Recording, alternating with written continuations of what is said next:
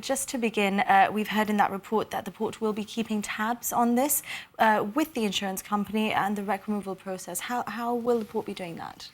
Well, I think first thing we need to emphasize that we're working in a collaborative manner with the insurance company. So we've already put a lot of work into devising and feeding into the tender process that has been launched already by the insurance company. And we've identified very early on what our key parameters are, what we need to ensure, what the insurance needs to ensure that is delivered as part of the wreck removal process. So what exactly are those parameters? I mean, first and foremost, safety of life and an environmentally sensitive program or process that will ensure utmost protection for the marine environment. Now, what options will you be considering in the coming weeks? Outside of those two you mentioned, what other priorities will you focus on? The priority remains the same. We are constantly monitoring the vessel. We're constantly monitoring the work that the current company that is in the caretaking phase is undertaking on the vessel every single day. We have daily meetings with them. We have fluid communication with them, as well as communication with stakeholders such as Department of Environment and our colleagues across the bay in Algeciras.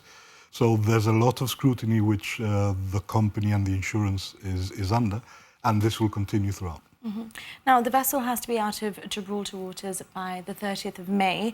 That might seem like a long time to some of our viewers. They might hear next year, 30th of May. Could you explain to them what exactly happens between now and then? Give us a sense of the timeline. I think the important dates, and we've already passed a crucial deadline, are when the vessel stopped being considered an emergency phase, which was on the 19th of September, when we were forced to stabilize the vessel and sink the stern with the advent of weather conditions coming up. The vessel then became very clearly a vessel that had to be, a wreck that had to be removed as opposed to a vessel that could be salvaged. At that point, the insurers moved over from a emergency response LOF contract, Lloyd's Open Form contract, to a caretaking phase. We've already built into the caretaking phase a number of conditions, such as the maintenance of the boom, mitigation measures to further eliminate residues of oil which are leaching out from the vessel, and all that manner of things. But critically, the caretaking phase also allows us to devise the tender program, which means that the insurance company, instead of trying to improvise with readily available assets in Gibraltar, a program to start working quickly but not necessarily deliver quickly on the removal of the vessel, we can instead go to international specialized companies with specialized assets who are undertaking through the 4-week tender process an engineering study of what the optimal solution is for this.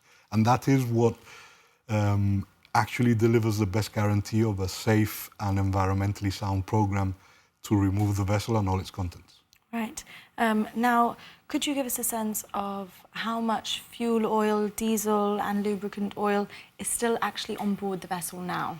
We can assure everybody that there is no pumpable amount. Every single pump has had fuel extracted from it, and what we are seeing, what we are encountering, continues to be the residues that we fully expect. The residues are impossible to quantify. I mean, the typical scenario, tanks number 1, which are the tanks that were located next to the damaged area of the vessel, tank number 1 is made out of 4 individual tanks. Each of those tanks has the ability to store 300,000 liters of fuel in each of those tanks. Multiply that by 4. So just the size of the tank gives you an indication of the amount of residues that just the tank walls and the tank surface can hold. Although it's not a pumpable amount, after working so closely with the situation, you must have some kind of idea of what might be left there. No, we have an idea of what we're encountering on a daily basis. And for example, we issued a press release yesterday in terms of divers recovering oil from areas where it was pooling. We've already recovered 900 liters of oil before it makes its way to the sea. But that is a trickle which is coming out from the damaged tanks. It's something that we have observed has been slowing down, and we cannot quantify whether it's coming from one tank or or all 4 of the tanks. So it's very difficult to estimate. There's no sense in trying to speculate on quantities.